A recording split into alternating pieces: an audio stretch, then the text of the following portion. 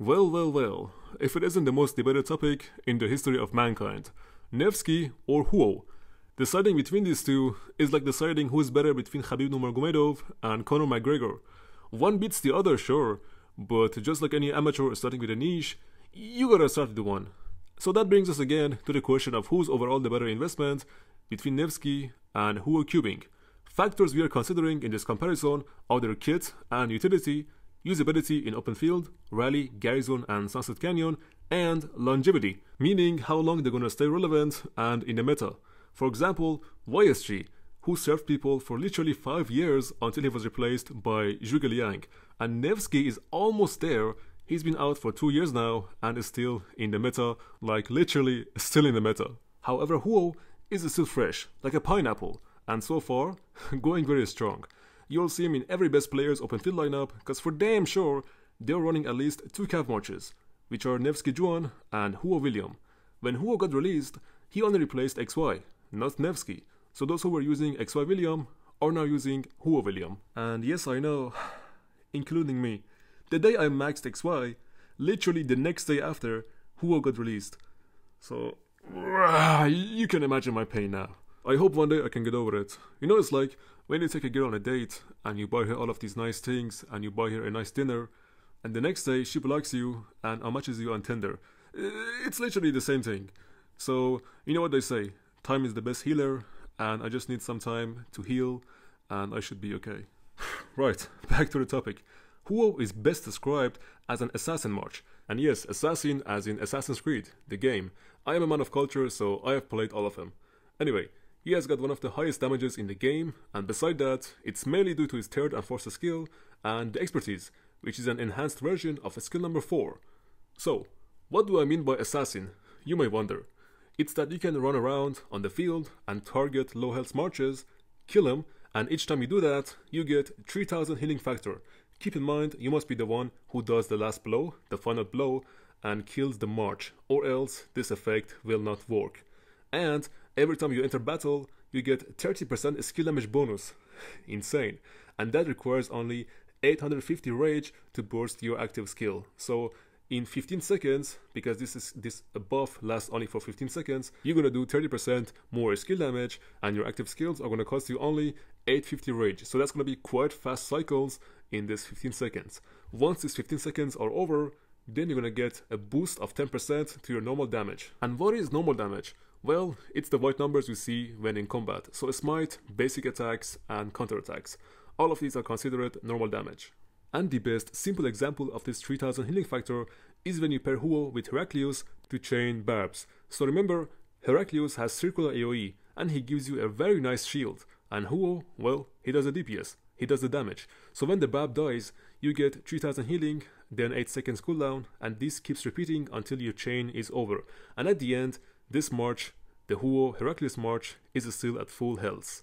And that is why they're one of the best barb chaining marches, right next to Richard I paired with Zhuge Liang or YSG. So now, knowing what Huo does, that brings us to the question of, is he better for murder balls or for duels and running around as solo march, targeting weak and low health, low HP marches to keep activating that skill damage bonus and healing effect? The answer is, in fact, he's better for duels and running solo. After all, he's nicknamed as Assassin, right? So why not in a murder ball? That is because the chance of Huo actually dealing the final blow and killing a march in a ball fight is less than the chances of you getting laid with Mimi. Hey, sugar mummies are rare these days, and it's a dry market out there. When you find one, you gotta catch them like Pokemons. Do you know what I'm saying? That's my boy. With that being said, in murder balls, Huo's healing factor goes straight out the window since the chance of it triggering is very low. So for now, Huo is placed at rank 2 in investment priority. Don't get me wrong, Huo is great in murder balls because of his insanely high damage and skill damage, which is very much necessary for murder balls. But compared to Nevsky, let's find out. Even after 2 years of being released, he is still very broken, literally a demigod. He's wifey material, he's open field material, he's used in rallies and actually is a rally meta with Justinian, and he's even used in garrisons with Jan Zizka. And of course, he's a Sunset Canyon meta at the same time. So what else do you need from him? A tap on your butt cheeks? Shit, come to daddy, I can do that for free, but don't tell Mimi. And that's why this bad boy should be your #1 priority for investment if you're just starting with Cavalry, entering KVK3 or Season of Conquest. Listen, Huo should be on your radar, but only if you're planning to run 2 cav marches. If not, then just stick to Nevsky with Drone Prime. By the way, about 6 days ago I made a video predicting what the new Cavalry will be, as they're expected to come out sometime in June or July, which is still 4 months away. So you can hold your horses and keep hoarding these heads, these gold heads, to be ready for the new gen.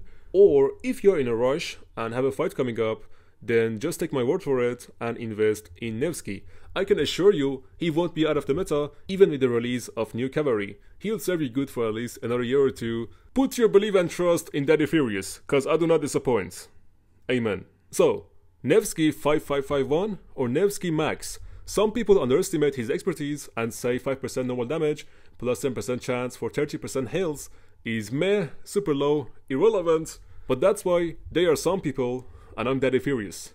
Literally a cav main, bruh. Fuck you talking about. I didn't choose the cav life. The cav life chose me. Well, now that that's out of the way, 10% chance may seem low, but in reality, it has a huge impact on Nevsky being known as a tanky cav commander.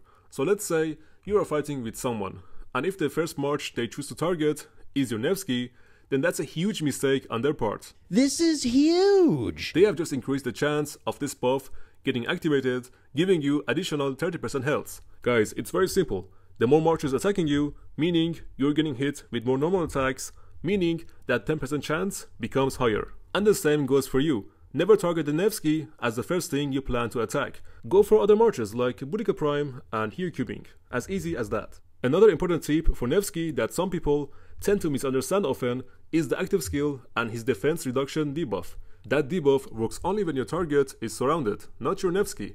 So for example, if 3 of your marches, including your Nevsky, is attacking something, for example let's say a flag, then that's where he gets the maximum value of his debuff.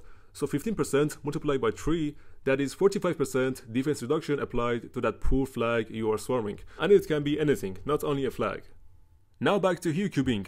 One thing I forgot to mention, it's best to use them for when you're going to attack enemy marches inside ancient ruins and altars. That's where you're gonna find many AFKs and sleepers, and since you're not fighting that shit as a murderball, then the chance of Huo's healing factor is increased. Not to mention his skill damage bonus for being outside longer than 30 seconds. I'm telling you, literally an assassin. So once again, Nevsky, top priority investment. Huo, second priority investment for when you're running 2 cav marches. And that's all I have for you today. Oh, by the way, channel memberships are now officially launched. So if you're in the mood, feel free to join and support your favorite, not safe for work creator, Daddy Furious. Each tier gives you a bunch of fun perks. My favorite is Daddy's VIP Club, because you get custom emojis you can use in chat and comments. Plus you get a special icon next to your name when commenting. And it's the cheapest tier. Cheers!